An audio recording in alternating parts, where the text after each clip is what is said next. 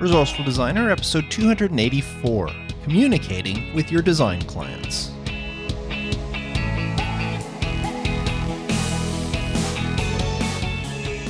Welcome to the Resourceful Designer Podcast, offering solutions to streamline your graphic and web design business so you can get back to designing.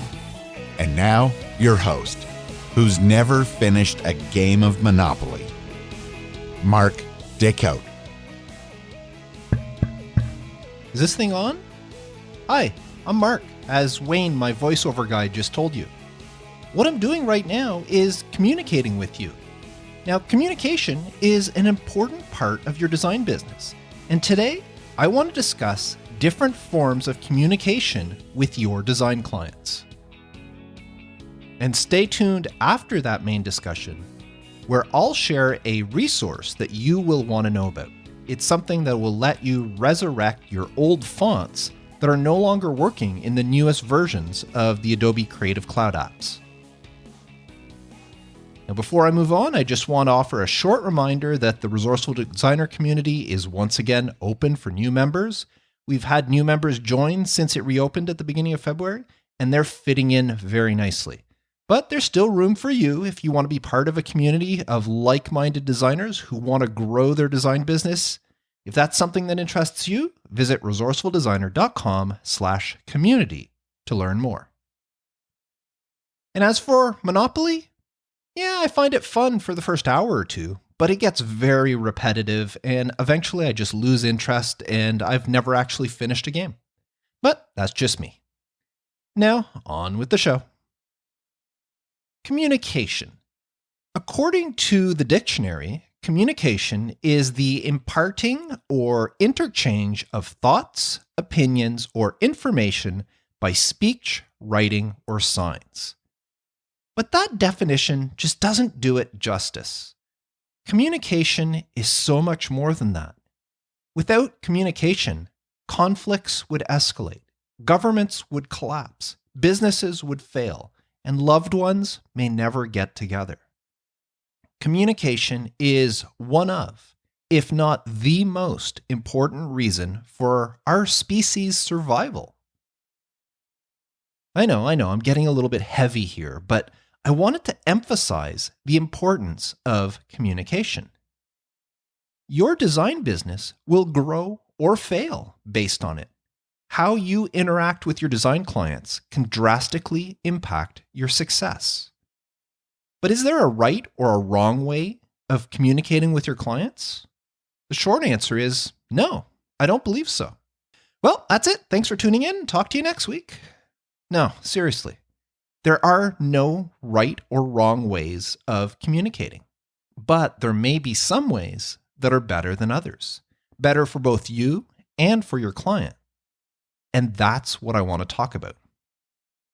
To get started, let me list off some ways of communicating with your clients. Well, there's email, there's telephone, there's text messages or texting, there's social media, direct messages and all that. There's chat apps, stuff like WhatsApp or Facebook Messenger. There's video chats, Zoom, Skype, and that sort of thing. There's video messages. There's CRMs, customer relationship managers. And there's always the good old mail, the good old postal service. And we can't forget just in-person, face-to-face communication. Now, I'm sure I'm probably missing some, but you get the idea. There are many ways of communicating with your design clients. Now, this past week, I posted several polls in the Resourceful Designer Facebook group, asking various questions about communicating with design clients. By the way, if you're not already a part of the Facebook group, you can join by visiting resourcefuldesigner.com/group and be sure to answer the 3 questions I pose, because if I see somebody who has not answered the question, I just decline them right off the bat. It doesn't matter who you are. I need you to answer the questions if you want to be allowed into the group. But I know the polls I posted were not a very scientific study, but I figured you may be interested in the results nonetheless. Let's start off with phone calls. Now, I'm not certain, but I bet that the vast majority of designers have a phone at their disposal. But whether or not they use it to communicate with their clients is another matter. And of course, there are different types of phones and different types of phone services you can use. Now, according to the poll I asked on whether you communicate with your clients via phone and how you use it, 50% of those who responded said that they use a cellular phone for both their personal and business use. Now, 33 said that they use their cellular phone but have a separate phone number for their business through a third-party service or app such as Google Voice or eVoice, or there's many other ones out there that people can use. 12% said they have a dedicated landline for their business. And surprisingly, 5% responded that they don't communicate with their clients via phone at all. Now, personally, my cell phone is for family and friends only. The only clients who have my cell number are people I was acquainted with before they became clients. I still have a landline. I use it for both personal and family use as well as business. But for business, I have a dedicated business number that rings through my landline. It's a service here in Canada called Identicall through Bell Canada, which is my service provider. So when somebody calls my home phone number, the phone rings like a normal phone. Ring, ring, ring, But if they call the business phone number, my landline rings differently. It goes ring, ring, ring, ring, ring, ring. So you get the idea. You can instantly tell when the phone starts ringing if it's a call to the family number or to the business number. And this made it very convenient, especially when my kids were young, to let them know if they can answer the phone or not.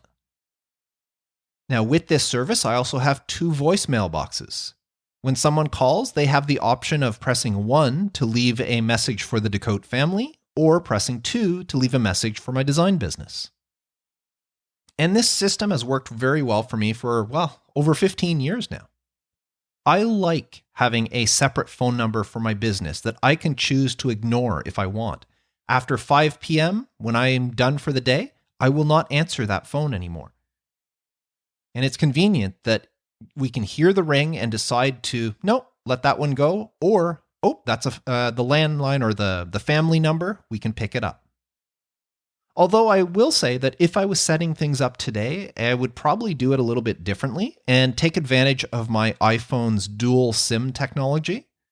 There are certain phones that allow you to put 2 SIM cards in. In my case, my phone doesn't allow 2 SIMs, but you can put 1 SIM card and then you can have, I forget what it's called, a virtual SIM card or something like that would allow me to have 2 separate phone numbers ringing through to my cell phone.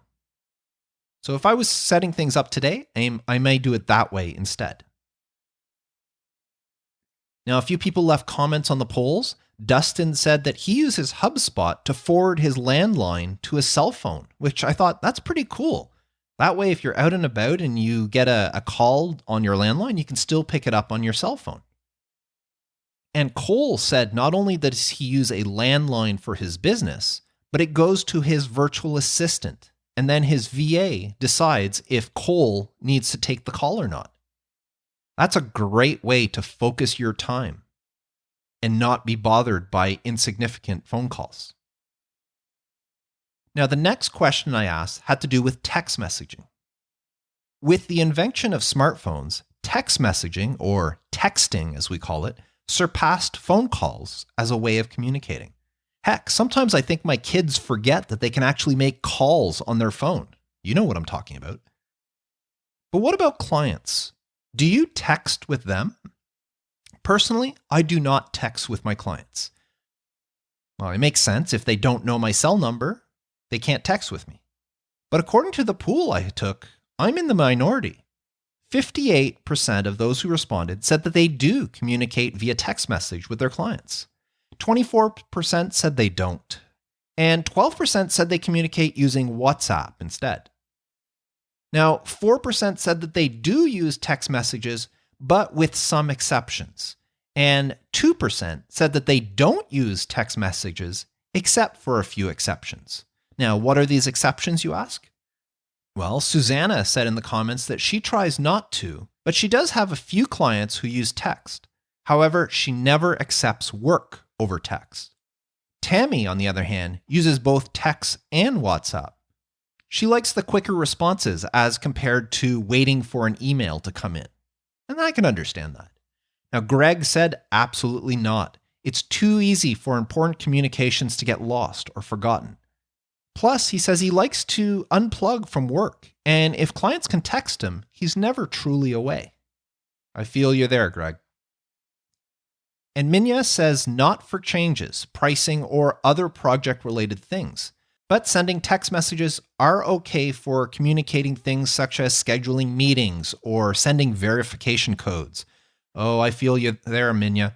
Verification codes are the bane of all web designers. Now, the next question I asked in the group was, how do you accept changes or approvals for your design projects from clients? And in this poll, I allowed people to select multiple answers because obviously you can allow multiple ways for people to do stuff. Well, email, by no surprise, came in first with 54% of the votes. I was pleasantly surprised to see that in second place was marked up printouts. So people actually would print stuff up, mark up the changes, and deliver them that way. Either deliver the hard copies, or some people said they would just take a photo of the marked up printout and then email or text that back to them. But still, 21%, I thought that was very interesting. Video chat came in third at 6%. So people will communicate over video and accept changes that way. Followed by phone at 5%. So phone's going down on the list. And then there's text message, face-to-face, which I thought was a little bit low on the list, but face-to-face, and CRMs such as Basecamp, Asana, Trello, and all of that. They all tied at 4% each. And finally, 2% of those who responded said that they will accept approvals or changes via social media direct messaging. Now, I'm with the majority on this one. I only accept changes or approvals via email. My clients are welcome to tell me over the phone or video chat or in person, but I always ask them to write down their thoughts and email them to me. And like Nick, Raphael, and others in the comments pointed out, they like email because it's easy to find and refer back to in the future. And that's why I ask my clients to do that. If I'm at a meeting in person and they want me to make a change, I say, sure, I'll make that. Can you please email to me that change so that I have it in my records?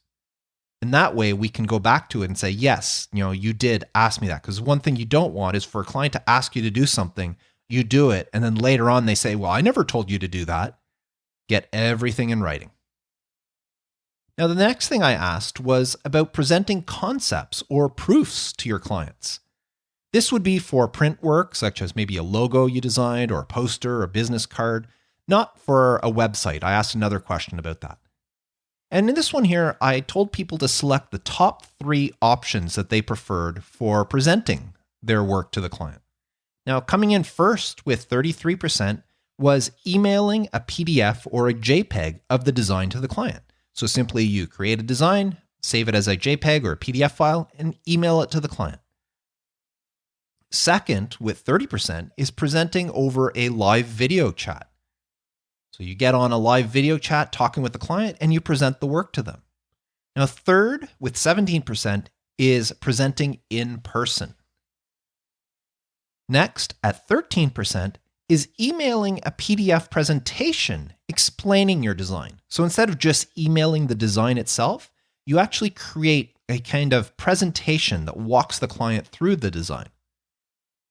And finally, with 4% of the votes, sending a pre-recorded video to the clients. So you record a video of your presentation or showing them the design, and then you email that pre-recorded video to the client. Now, my favorite way to present to a client is in person. I like to be in the room with them and see their reaction when they see the design for the first time. And this lets me judge what they think about it. And if I see any doubt or confusion, then I can quickly interject and guide them along the journey of experiencing what the design is that I created for them. Now, that is my favorite method. My second method is sending a PDF presentation. Anytime I do podcast artwork for somebody, I don't just send them the artwork. I have a 3-page presentation that I send them. It has a cover page with the logo for podcast branding on it and the name of their podcast. Then I have a brief write-up of kind of the design brief that I created after talking to them on my Zoom call. And then finally, I show them the designs that I created for them with a brief explanation. If I have more than one design, I'll do a brief explanation of each design and why I chose to do that. And my clients have loved these things. They said it was so much more professional than simply receiving an email saying, here's the design, what do you think?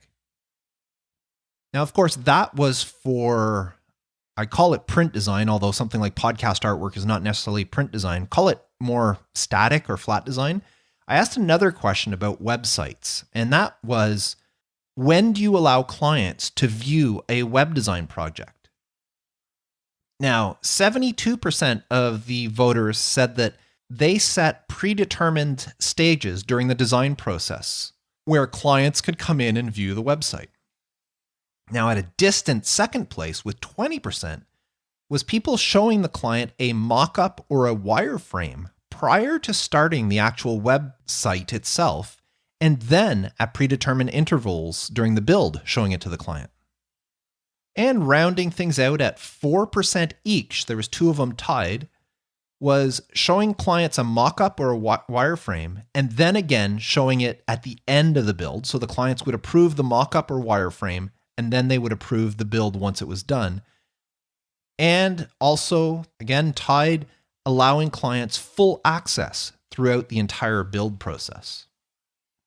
Now, Troy posted a comment that mirrors my own method. I show my clients their site once I've completed the homepage. Once they sign off on it, then I build the rest of the site, if it's not a very large site. If it is a large site, I may show them again once a large section of the site is complete, but that's about it. Now, the one thing I would never do, and again, this is just me, is I would never allow a client full access throughout the build. In fact, if I'm building it on a platform that the client has access to, like maybe a domain that they have access, or even once I show them the domain for them to look at it, I use a plugin by SeedProd called Coming Soon in Maintenance Mode, and I will put the page in a Coming Soon mode so that nobody has access to it, so the client can't see it. And I only allow them access. There's like a special URL I could give them to view the site, even though nobody else can see it. I only give them that URL at certain predetermined times. Or, sorry, I should say that I only open it up to that URL. So at other times when they try it, it won't access. But then I'll say, okay, now you can go in and look. I'll go in on the plugin and say, okay, now allow them to use this URL to view the site.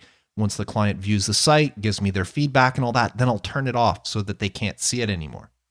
Because I just know if they had access to it throughout the entire build, they would just keep critiquing things, especially things that I was not done working on. And I just imagine that this would cause a lot more trouble than it's worth.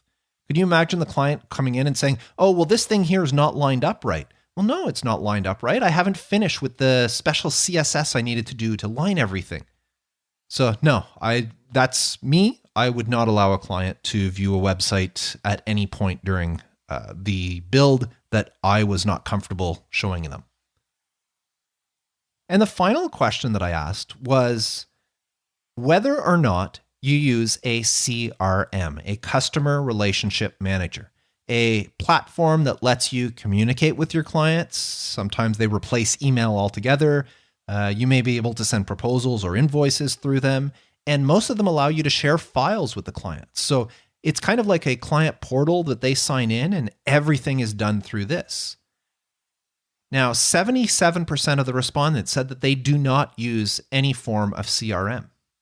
15% said that they use a CRM, but only for internal use. The clients actually don't have access to it. They use it for their internal purposes.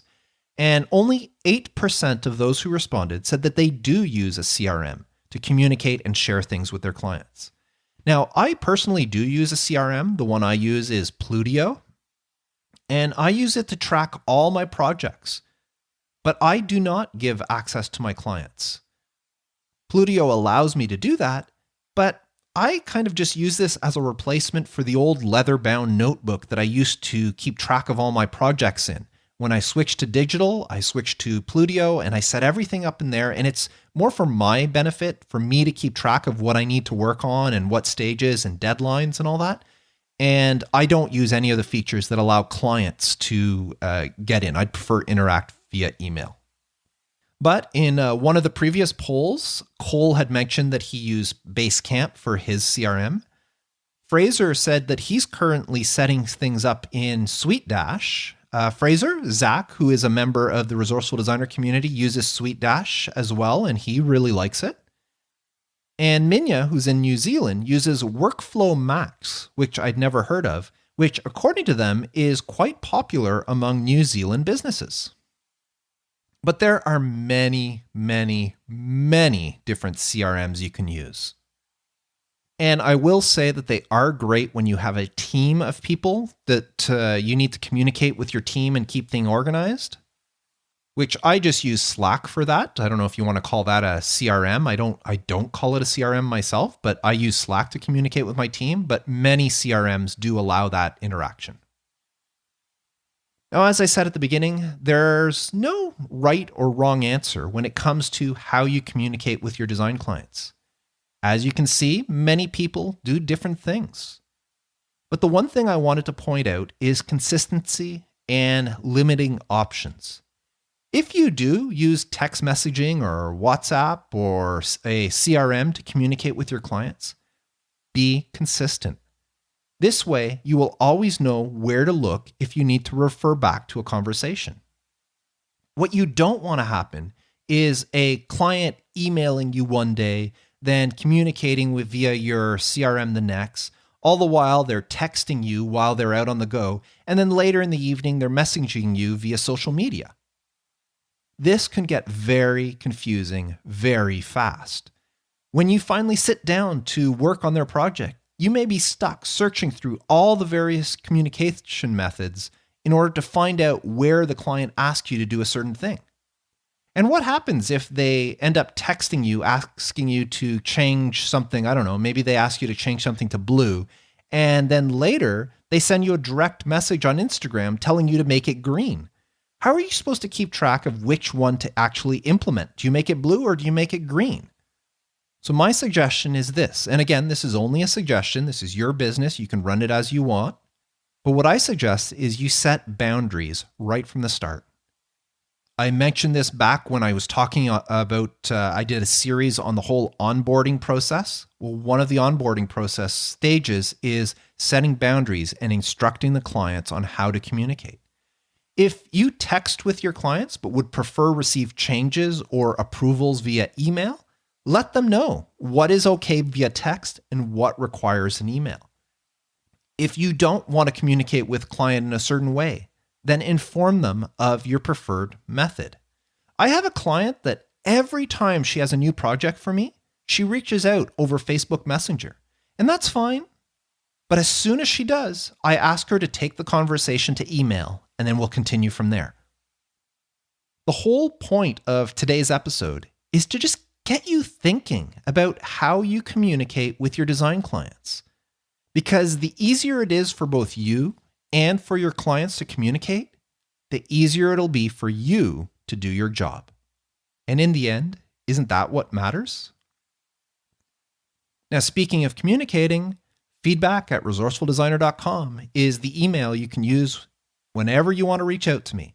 I love hearing how this podcast is helping designers around the world fulfill their dream of running their own design business.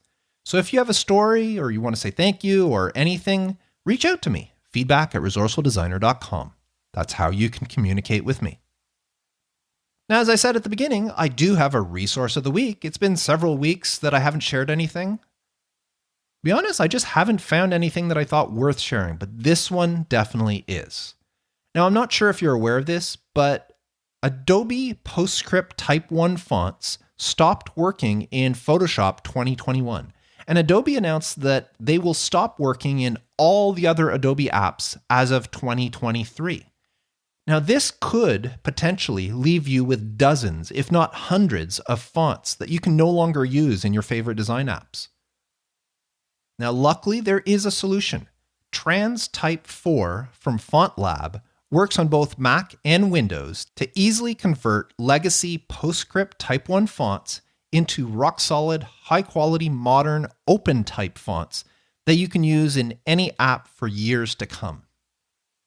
TransType 4 makes it so easy. I've been using it to convert fonts for the past few months. Anytime I discover one of the fonts that I have that doesn't work in Photoshop, I just launch TransType 4, drag the PostScript Type 1 font onto it, and voila, I export it as an open-type font that I can now use again.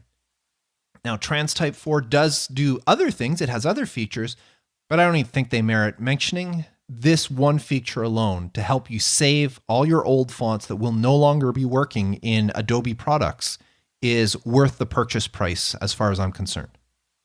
So when I saw this product and I put it to the test and I saw how well it did, I knew I just had to share it with you. And the bonus part is it works on both Mac and on Windows. So those old fonts that you've had for over a decade, you won't have to worry about losing them. Just use TransType 4. And you can get that by visiting resourcefuldesigner.com/transtype. So that's it for me today. I'm done communicating with you, and now I'm going to go over and communicate with people in the Resourceful Designer community. That's where I do most of my communicating these days with designers. I love being in there almost on a daily basis. I'm in there chatting with people. We do video chats every week. Just getting to know people, sharing ideas, offering help, you name it. It is a great form of communicating. And if you want to communicate with us in the community, visit resourcefuldesigner.com/community and join today. Until next time, I am Mark Decote, wishing you all the best with your design business and reminding you to stay creative.